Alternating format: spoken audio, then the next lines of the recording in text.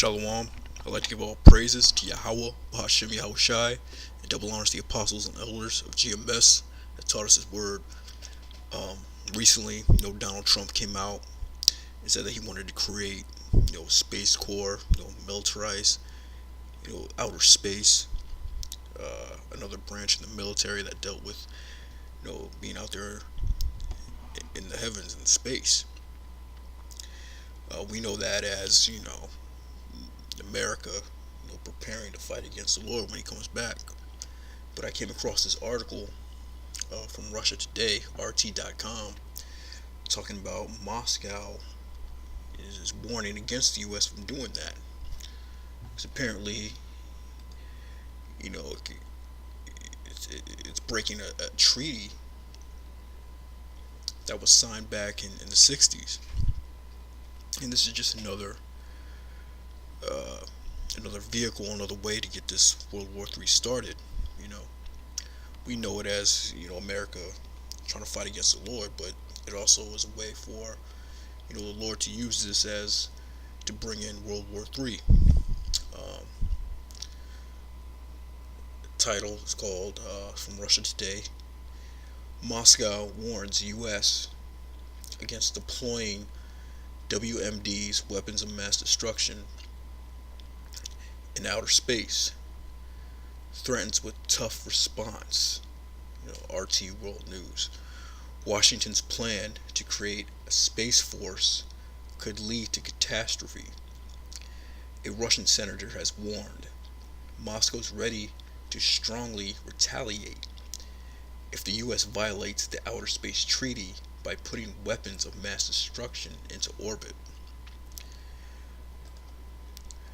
The militarization of space is a way to disaster. Viktor Bondarev, the head of the Russian Federation Council's Defense and Security Committee, told RIA news agency just the day after the U.S. President Donald Trump ordered the creation of a new branch of the U.S. military that would be tasked with operating in what he called forbidden skies. The senator warned that Washington could potentially violate international agreements regulating the demilitarization of space and thus put the international security in grave danger. There is a major risk that the Americans would commit grave violations in this field if one takes into account that they do in other spheres. Bondarev said, yeah, that movie, I believe it was G.I. Joe, they put the nukes in space, in that satellite, and they shot it down. So that could be another reason why Trump wants to, put these weapons out there in space, to blast on these other nations. Uh, if the U.S. withdraws from the 1967 agreement that bans deployment of nuclear weapons in space, such a move will be followed by a tough response not only from our state, but from other states as well, which would be aimed at preserving international security, he added. In 1967, the 1967 Outer Space Treaty, which the U.S. is a party, prohibits deployment of nuclear weapons, as well as any other weapons of mass destruction in the Earth's orbit. It's just America again, breaking treaties. Esau, always breaking treaties, breaking his agreements. It also bans states from testing any weapons in outer space or establishing military bases on the moon and other celestial bodies, which they can't do anyway. You can't get past that Van Allen belt. Trump's Monday speech notably mentioned a push to establish a permanent presence on the moon with an eye to a man-Mars mission, although he did not say if military would be involved.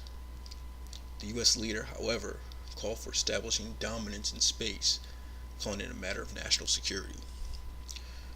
So yeah, Donald Trump is stirring stuff up again. Apparently, he's breaking his treaty. But really, we all know that he wants those weapons in space to fight against Yahushua when he comes back. But like I said before, most likely be using this as another way to help usher in this World War III. Uh,